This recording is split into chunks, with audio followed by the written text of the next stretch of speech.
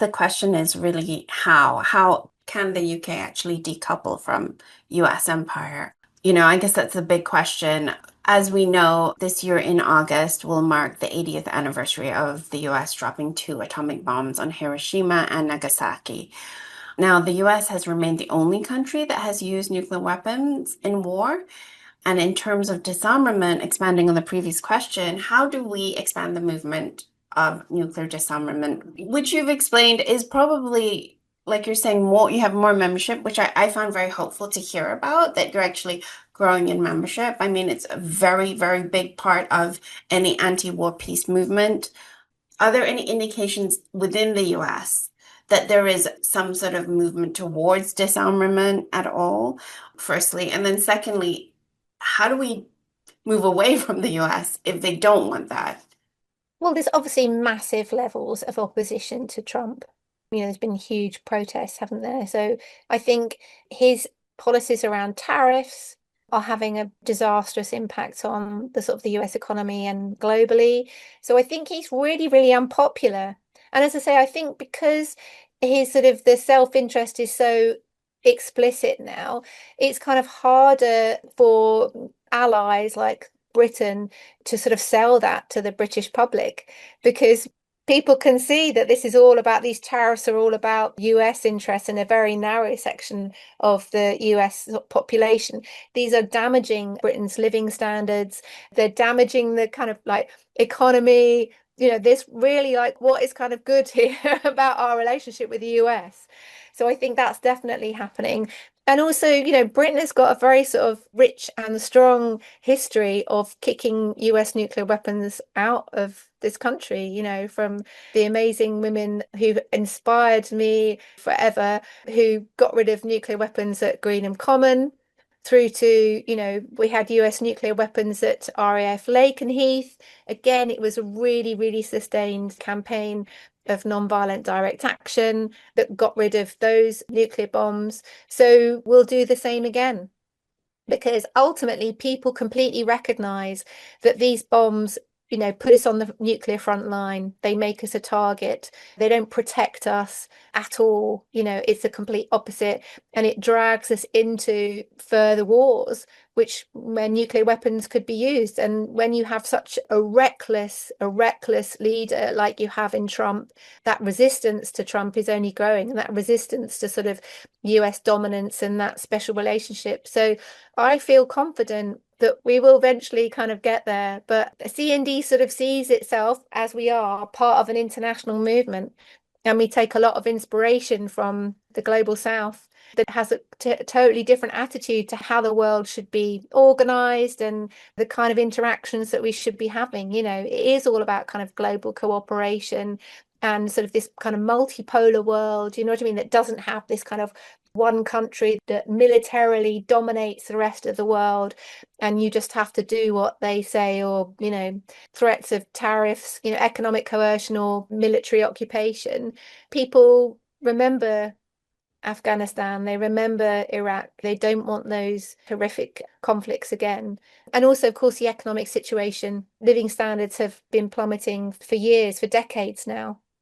And these attempts by the US administration to massively increase military spending in NATO states is definitely coming up against sort of really significant resistance. I mean, the British government here is potentially, is it going to pull the welfare bill?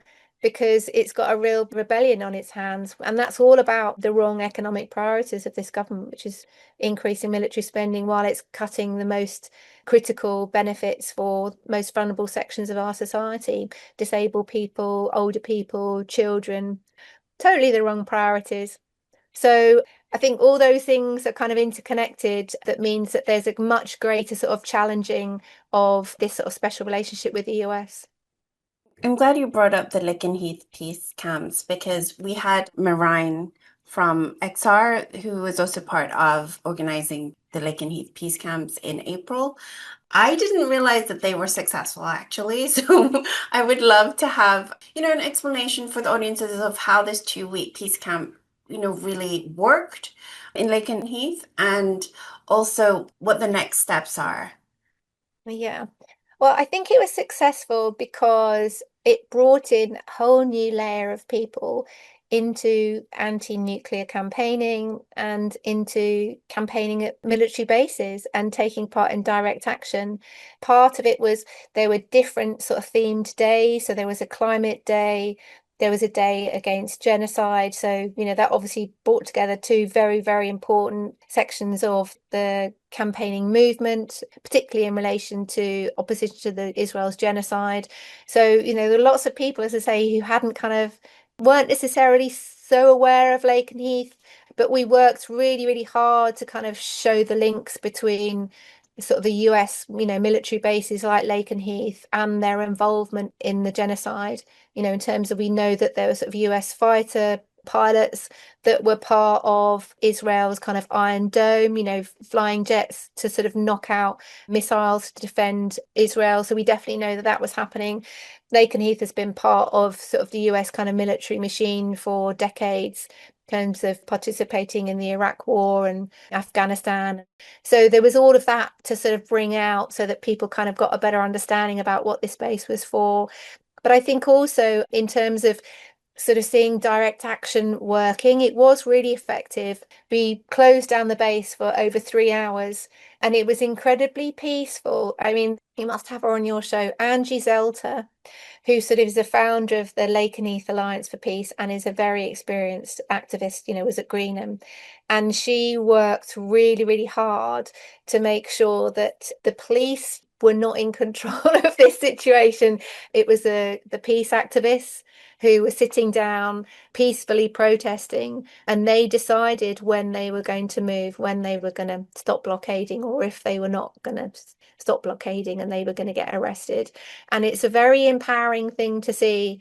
And I think something else that I found really interesting was the way that it was kind of silent. And that was a very important part of it. Angie was saying, I want you all to be quiet. So then it really put the focus on the actions of the police and what were the police trying to do in terms of if they were being coercive or, you know what I mean?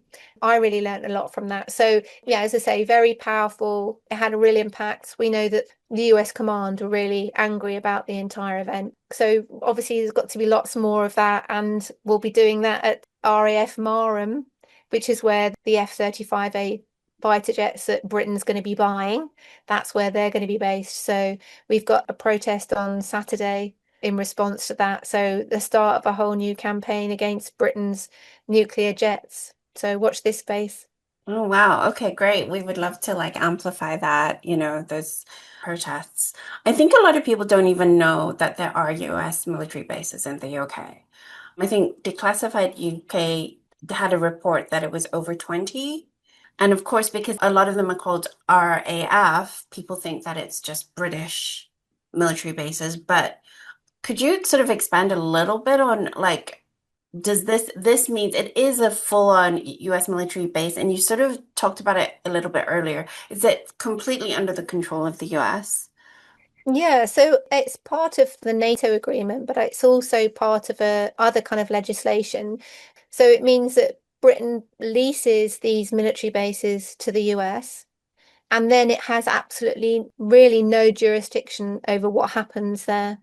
So it's totally handed over to the US. Even like when you go to Lakenheath, there's like a dotted line. Beyond that dotted line, it's US territory. So, a whole different sort of legal system and all that sort of stuff. So it totally undermines British sovereignty in that, you have bases that are totally complicit and actively involved in committing genocide. We don't have any say over that, do we? But also in terms of undermining kind of democracy, in that, we don't have any say. We've had no parliamentary debate about whether US nuclear weapons are going to be stationed in these American bases. But, we don't, because it's totally sort of US controlled. And obviously we're fighting that, and it's totally kind of indefensible, isn't it? When you've got populations who are put on the front line, and also those local populations have to endure all the dangers that go with those bases. I mean, Lakenheath, there's been nuclear accidents that we know of, that have been kind of declassified there. I'm sure there's lots that we don't know about.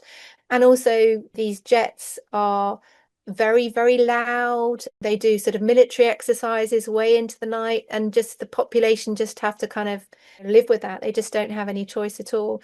And this is not just at Lakenheath. There are US drones that are kind of, again, kind of being used in the Middle East in terms of sort of surveillance. So, we really are a bit of a kind of aircraft carrier for the US. And it means that, like you say, it's incredibly dangerous, puts us on the front line, and it means that we're completely integrated into sort of US aggressive military policy without us having any say.